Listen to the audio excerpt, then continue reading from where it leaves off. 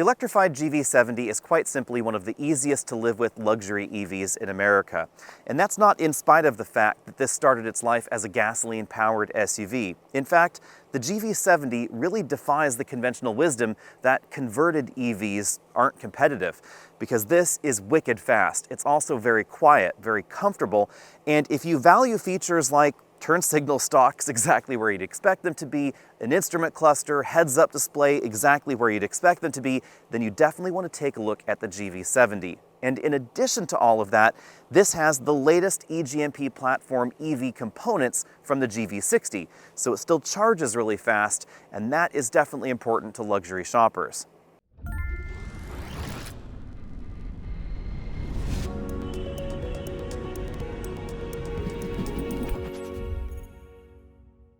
What I find interesting about the Electrified GV70 is that Genesis did not create an entirely new set of EV components for this model. Instead, they basically took the bits and bobs from the GV60, the Ioniq 5, the Ioniq 6, and the Kia EV6, and they just jammed them under the body of the GV70. I'll talk about that more in a little bit. So this has all of the 800-volt charging platform benefits of the eGMP platform EVs wrapped in more traditional styling, and a charge port located in the front, which is actually my preference. I do like pulling up to a charging station and being able to plug right into the nose. Now, if you live in an area that gets more snow, more ice, you might want your charge door in the back, although I did talk to a decent number of people recently that have an EV with a charge port in the front and live in Detroit, and they actually seem to really like the location of the charging door. So let me know what you think about that down there in the comment section. Versus the GV60, which you will find on the same dealer lot, you'll notice that the hood is definitely quite a bit higher and quite a bit longer. Now, one logical reason to have the charge door up front is because in a gasoline platform like this rides on the M3 platform from Genesis, there's a lot of room going on under the hood that is not necessarily used because, of course, the motor is kind of smaller here. So they put a lot of the charging electronics and other control systems under the hood since there's room, and that meant that the charge door logically should be up front. In the Ioniq 5 or the GV60, a lot of that is in the back of the vehicle, which is why the charge door goes to the rear. The overall profile of the GV70 is quite different from the GV60. That has a very short hood and a very low hood as well, because it's a dedicated platform EV, and there was no reason to make a hood this long and this upright. That's why the GV60 actually will give you a little bit more legroom on the inside than the GV70, even though it is a bit shorter. The long hood profile is actually pretty similar to a Tesla Model Y, and that's exactly how the Model Y gives us a decently sized front trunk. It's no real mystery where that front trunk comes from. It comes from the fact that it has more of a rear-wheel drive hood up front, even though it is a dedicated platform EV. This, on the other hand, is a little bit different. We'll talk about what's going on under the hood a little bit later. But back here, we do have a profile that actually resembles a bit of the Model Y in a way, with this more drastically sloping rear end than you'd find in something like a Volvo XC60. That's clearly going to cut down cargo capacity in the rear a bit. Dimensionally, the GV70 is almost exactly the same as the Model Y or the BMW X3, I think the two closest competitors for the different versions of the GV70. Obviously, Model Y for this EV version and the BMW X3 for the gasoline version. Now, I should digress and talk about the name, which I think is silly. Electrified GV70 seems weird. I think they should have just called this the GV70E or maybe the EV70, something like that. I think the name is a little funky.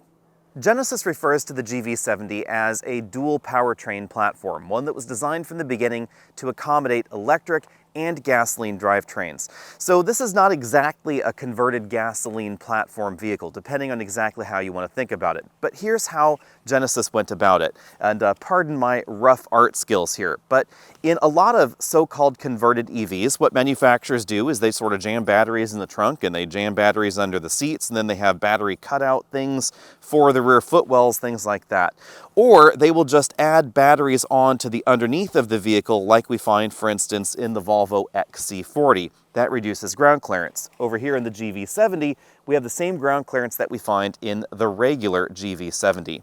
And here's how Genesis did that. Essentially what they did was they took a regular GV70 and they sort of cut the bottom off of it, threw that away, and then they gave us a new electrified bottom to the vehicle. So the entire floor stamping of the vehicle is different in the EV model, and that integrates the batteries into the body of the vehicle rather than being in some sort of separate module. So if I walk up to the GV70, the sills are in exactly the same place as they are in the regular model. The batteries are in a tray underneath the vehicle, and it's essentially the same tray-style battery, same sort of skateboard battery that we find in a GV60 or an Ioniq 5 or an EV6, and it is located essentially inside the vehicle, in that in-between between the bottom of the vehicle and the cabin. The cabin itself is the same. They didn't carve out space in the back, they didn't carve out space in the front. Then they took the electric motors from the other vehicles and they jammed them under the hood and under the rear of the vehicle. That necessitated the cargo area floor stamping to change as well, because the electric motor is bigger than a rear differential in a regular vehicle. So this really is sort of an automotive turducken. Basically, it's EGMP jammed into the M3 platform. So the suspension design of the vehicle, the crash structures, those are from the M3 rear-wheel drive platform, interior obviously from the M3, but all the drivetrain electronics, the motors, the batteries, etc., that's all 100% EGMP. So this is a very different kind of conversion or convergence than we find in some other EVs out there. You'd expect an EV with a hood this long to have a big cargo area under it, but in fact we have a pretty small one. This is basically the same size cargo area we find in the GV60. And remember, the GV60 has a much shorter and much lower nose than we find in this. I have to admit being disappointed by this. I really wish Genesis had spent more time rearranging some of the components that are shared with the regular GV70, so that way they could have given us a more accommodating cargo area. In this front end, there's really nothing going on in the first 18 inches or so of the GV70. All the cooling is happening pretty low on the bumper, and a lot of the electrical and cooling components are really moved quite far behind the front end. So there is enough room under here to give us a bigger storage area. Now, aside from that, I really have nothing else to complain about, because this has one of the best EV drivetrains in its segment. Dual 160 kilowatt motors give this 483 horsepower peak, 516 pound-feet of torque. It's basically the same drivetrain as you find in the GV60 for, oddly enough, a little bit less money. It uses the same battery pack as well, 77.4 kilowatt hours, same 800 volt charging is supported. That allows this to go 0 to 100% in about 45 minutes. That is the most impressive charge time, for me at least, on this vehicle. It'll go 10% to 80% in just 18 minutes if you have access to the right 800 volt DC fast charger. The majority of the electric competition will take about 30 to 35 minutes to go 10% to 80%, and in that same time window, you could go 10% to nearly full in this. And that's really going to give you a lot more peace of mind when it comes to road tripping. And you might need it because the range is a little low here. 236 miles. Now, what's interesting about that is that that is almost the same as the GV60 Performance, which again is slinkier and smaller than this, also lighter. Whether you want to use DC fast charging or the onboard 10.9 kilowatt level 2 charger, all of it happens up front. Genesis has recently signed on to the NACS standard, and they are going to be joining the party at the Tesla supercharger stations. And that does mean that if you want to use an adapter to Tesla Supercharge, this charge port location, with these little rubber doojobbies that I'm not a big fan of, this is actually going to be easier to use on the Tesla supercharger stations than some of the vehicles where the charge port is on one of the quarter panels, because Tesla's charge cables are pretty short, and this is going to be a little bit easier to park in the right parking spot and use that charger that you're supposed to. If you park a gasoline and an electric GV70 next to one another, you'll really see what's going on. The steering wheel and the seat are in essentially the same position, but the electric version feels a little bit different. It feels perhaps more sedan-like because my legs really feel like they're sticking out further in front of me, and I find myself putting the seat further back in the electric GV70. And that's because the seat is not higher off the ground, but the floorboards are, essentially. So the footwells come up because the battery is under there, even though everything on top looks the same.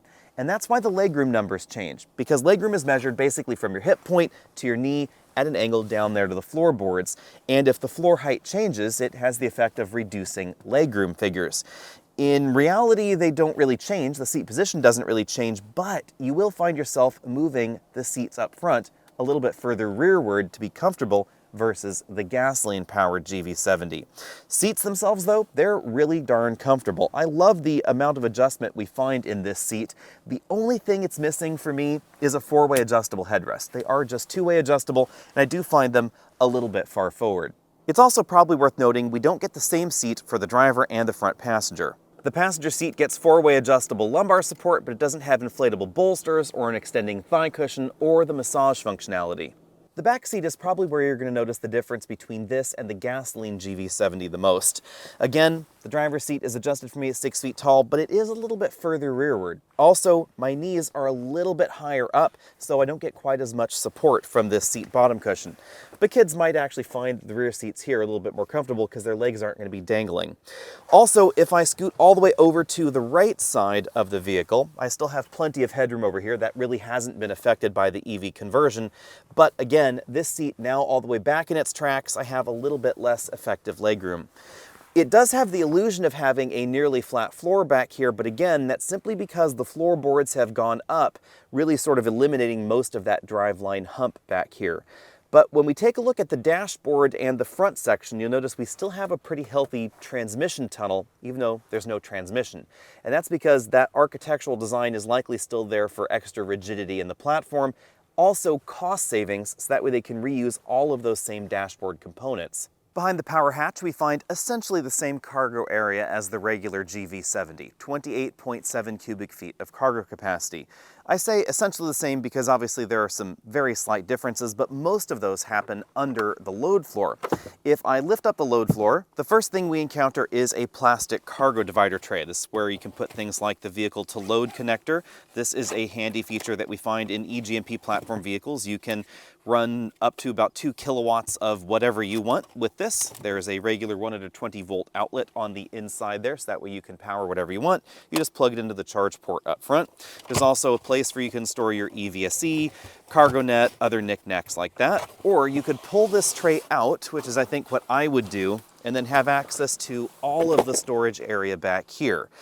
Under this little Velcroed section, we find the 12-volt battery because, like many EVs, we still have a 12-volt battery there. And then this bigger hump right here, that's where the rear electric motor is positioned. So that's really the only cargo area difference between this and the quote-unquote regular GV70. The other change is over here. We have a 16-amp 120-volt power outlet powered by the same onboard inverter that does the vehicle to load functionality. So if you're looking for an EV that feels very normal, you definitely want to check out the GV70. We have this large panoramic moonroof with a powered shade, so if you want something that completely closes off, you definitely want to take a look at this.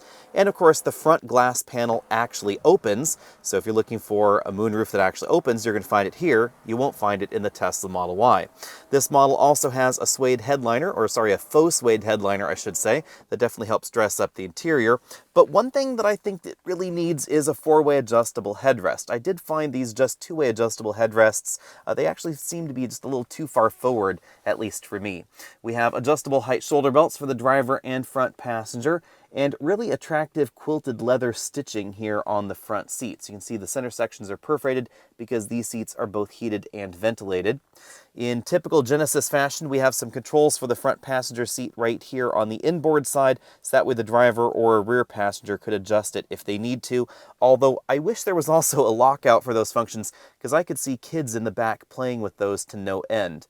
Moving over to the front doors, we have lots and lots of soft touch material and stitched material. So we have a stitched upper section of the door, stitched mid section of the door, and even soft plastics lower on the door. Really, the only hard plastics you'll find are going to be on the inside of the bottle holder around there.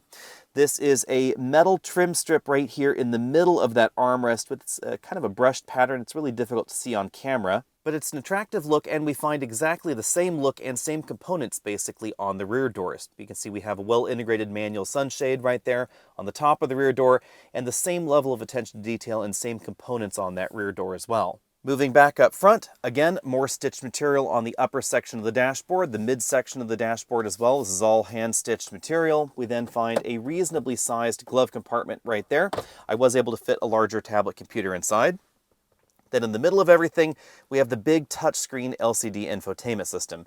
Yes, this is a touchscreen, even though it is a little bit far from the driver. So if you do like a screen where you can touch to interact, you have the choice here. You can either use the controller knob or you can interact with the screen manually. This is the same software we find in every other Genesis model, with the exception, of course, of the EV-specific screens over here, where you can see things like the battery state of charge, you can adjust the vehicle to load transfer, how much battery it will use before turning off, and you can adjust a few other settings in there as well. Utility mode over here allows you to keep powering things while the vehicle is off. They've renamed the winter mode battery conditioning mode because that does make more sense. We have smart regeneration over here. You can choose how slow or how fast you want the system to automatically engage when it actually senses the vehicle in front of you. The rest of the system controls can again be controlled via this control knob here in the center console.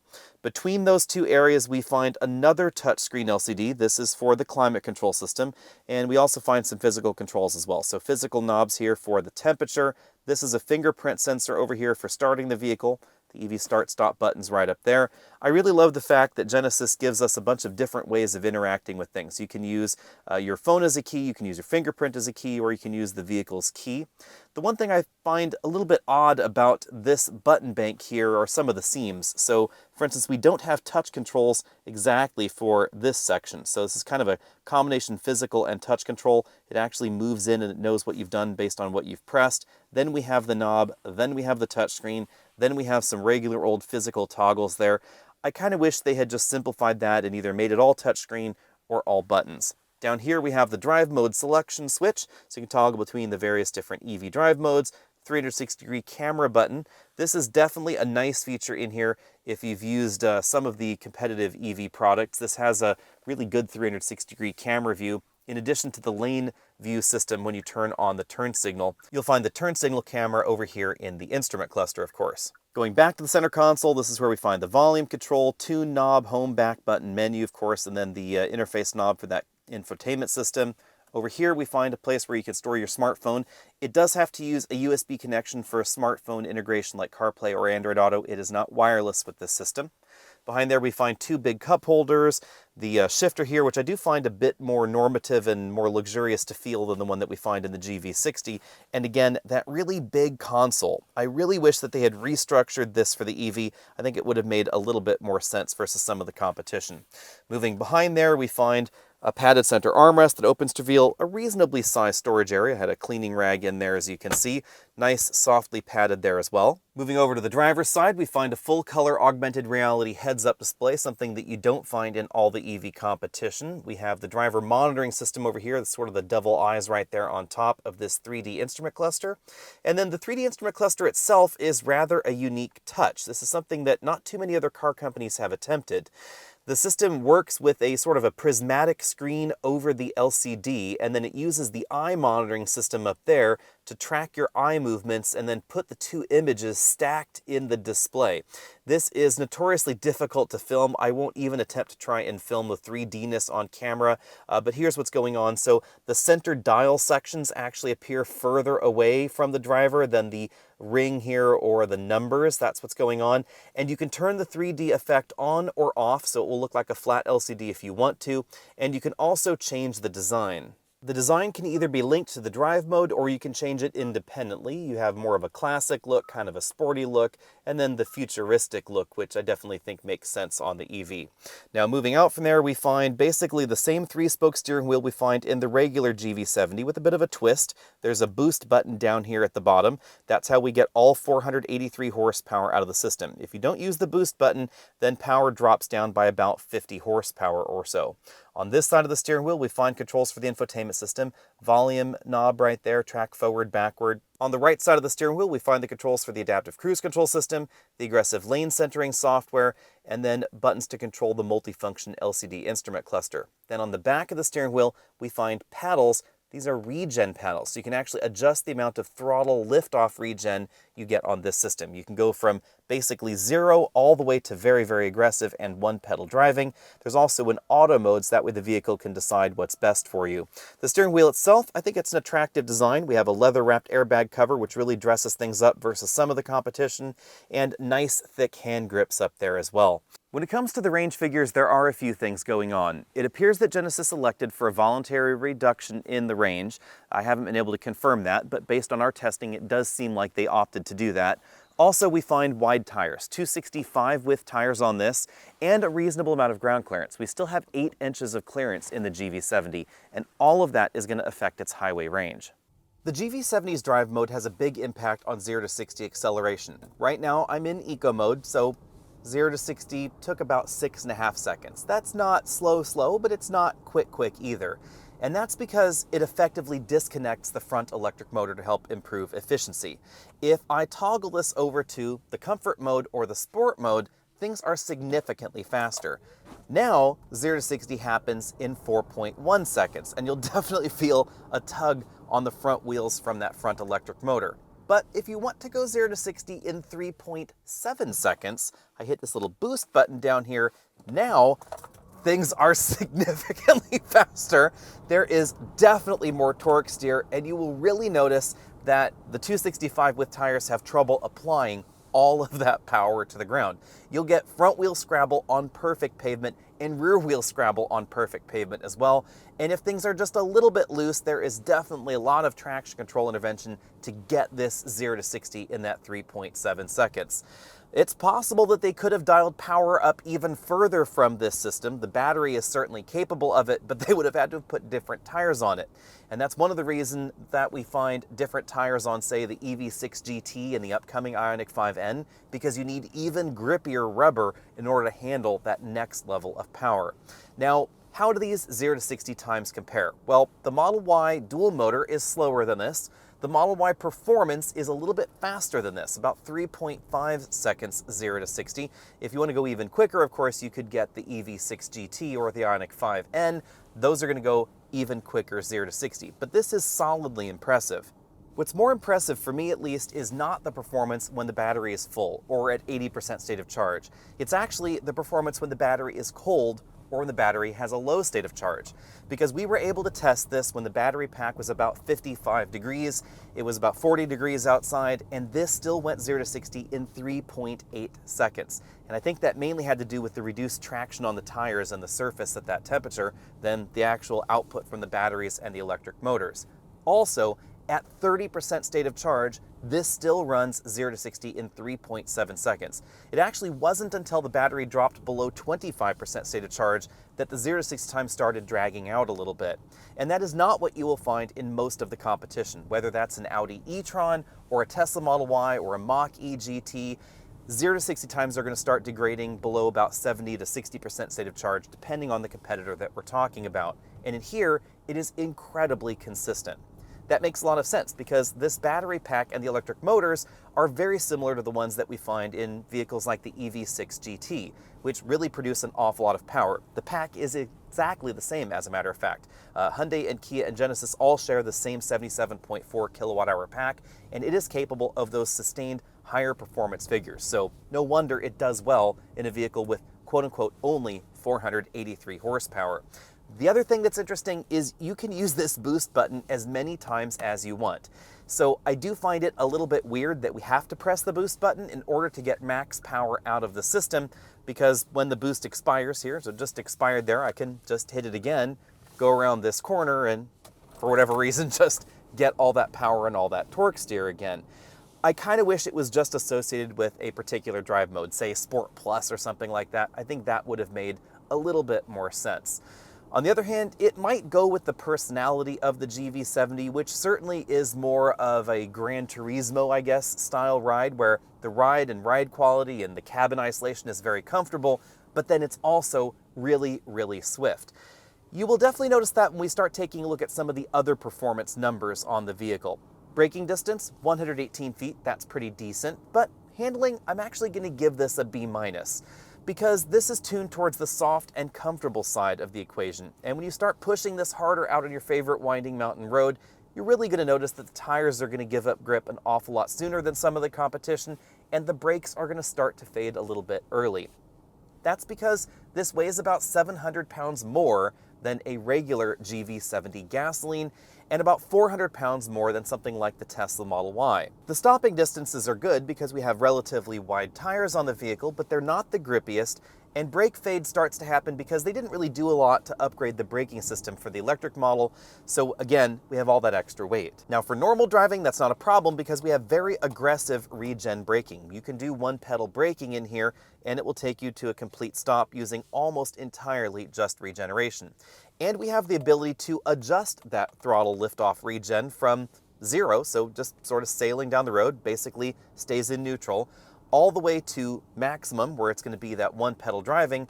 And there's also an automatic mode where it's going to use the radar sensor to adjust that throttle liftoff regen based on your lane position, the distance of the vehicle in front of you, etc. So I love the options that we get, and I love the way that they do that with the paddles on the steering wheel. That is one of the best things about this and some of the other EGMP vehicles in the platform. That ability to dynamically adjust the throttle liftoff regen very, very easily. Ride quality is really something you'll notice in the GV70. Out on a rougher gravel road like the one that I'm on here, this suspension does an excellent job of soaking up the bumps, small imperfections, big imperfections, potholes, speed bumps, etc. This does have an adaptive variable suspension system in it, and right now it is in its softest mode, but even if I toggle this over to the sport mode, the suspension is definitely tuned towards the softer side of things. In the sport mode, you're going to notice more of those imperfections coming into the cabin, but it's always very civilized. And that's something that a number of folks really commented on. I have two friends that currently own Model Ys, one with the comfort suspension and one without it, and they both noticed that this was significantly smoother out on the road. So if you want something that is smooth, quiet, easy to live with, all those traditional core luxury values, again, another reason to get this over the competition. As far as cabin isolation and cabin quietness go, I give this an absolute A+. 69 decibels is what I measured in here, easily making this one of the quietest vehicles we have ever tested. This is actually even quieter than the BMW X5. And that really just goes with the personality of the GV70. Efficiency, I would say, is pretty decent. I would give this a B- when it comes to efficiency. I've been averaging 3.1 miles per kilowatt hour, which puts this a little bit above the EPA estimate. Based on my combined driving cycle, that puts the real world range at around 240 miles. If you put this in the eco mode, then we averaged over a course of a number of days an average of 3.4 miles per kilowatt hour, which definitely puts this a little further up the scale, and actually surprisingly similar to something like the regular Ioniq 5 or the Kia EV6 as far as efficiency goes. That was surprising given the added curb weight of the GV70, the profile of this, and the extra ground clearance as well.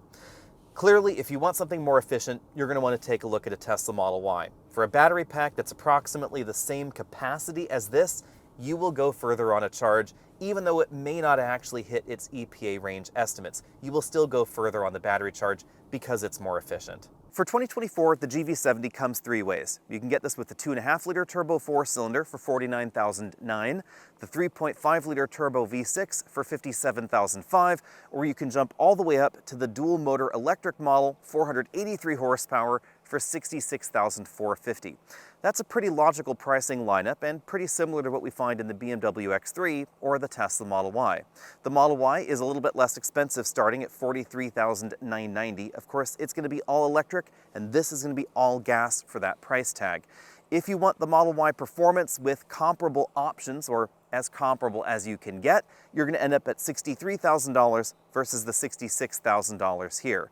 I would actually say that feature content favors the Genesis. When you take a look at the inside, features like the LCD instrument cluster, the heads-up display, the massaging seats, ventilated seats, etc., the paddles on the back of the steering wheel, which I really like for controlling regen, those are all features you're not going to find on the Model Y Performance. Now, the Model Y Performance is going to handle a little bit better, mainly because it's about 400 pounds lighter than this, but comparably tired, the two models are not going to be too far apart. This is going to give you a little bit of extra ground clearance, and I think more style than we find in the Model Y. Certainly a more distinctive look. Now, outside of the Model Y, there really isn't any direct competition to this. You could take a look at a Lexus RZ. That is theoretically the Lexus alternative, but it's, hasn't really been very exciting, and probably the less said about the RZ, the better. Its price tag is also pretty high at $67,300, comparably equipped to this model. Then we have something like the Audi Q4 e-tron. It's going to be about $65,290 in its appropriately contented trim, but it's not going to be as swift as this 0 to 60. You could also take a look at something like an XC40 Recharge. It's going to be a very different kind of vehicle than this. It is considerably smaller. It's pretty peppy, but it doesn't charge nearly as quickly. And that is, again, the party piece with the GV70. That's the fast charging. If I were shopping for an electric vehicle in this segment, I would probably pick the GV70. I would pick it over the GV60. This is actually a little bit less expensive than GV60 Performance for some insane reason. I love the way that it drives, and it's really comfortable and easy to live with. It's certainly more comfortable riding than the Tesla Model Y. But there is a catch. On my regular commute, I don't DC fast charge, and I rarely road trip in a way that would require a lot of DC fast charging. So for me, this and its 236 miles of range would be absolutely fine. And in the real world, you can get more than 236 miles. If you put it in eco, you can easily get 250, 260 miles out of it, and then it will fast charge very rapidly. That means that going from San Francisco to Los Angeles, it might require 2 DC fast charge sessions, but total amount of time spent at the DC charge station is not really going to be that much more than a Tesla Model Y. Unfortunately, the reliability of the charging and certain availability in some areas of the US, that's really going to be an advantage for the Tesla. So if you find yourself road tripping or worrying about road tripping or want to road trip at some point in the future, you might as well get the Tesla because it's going to be easier to live with on that front. But for everything else, I would say stick with the GV70. And keep in mind that Genesis is going to be providing charging adapters for using Tesla DC fast charge stations with the GV70, although we don't know exactly how fast this will charge. Tesla's upcoming V4 charging stations will support the native 800-volt charging that this vehicle wants. If you're using a V3 station, it's not going to charge at the peak rate, so charging sessions are actually going to take a little bit longer than they would at, say, EVgo or Electrify America, as long as you find the compatible charging station, of course.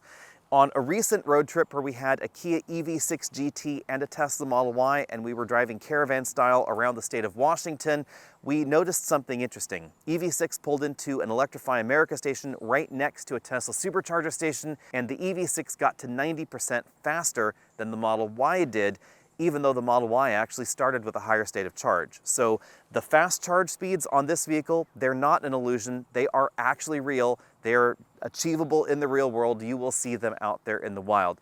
They just won't get you quite as many miles on a charge because of some of the other design considerations. Let me know what you think about that, and what would you pick if your money were on the line? Would you want something like a Lexus RZ because of Toyota's reliability reputation? Would you be interested in a Model Y because of Tesla's charging reliability reputation? Or would you go off script and maybe choose something like that Audi Q4 e-tron? Also, how important is the federal tax credit to you? This is going to get the tax credit on leases. Even though it's built in the United States, it is not built, or its battery is not built in the US, so the battery does not qualify for any sort of federal tax credit on purchases, but leases will still get it. Let me know what you think about that as well down there. Find us on Facebook, Twitter, Instagram, all those other social places, and I'll see you next week.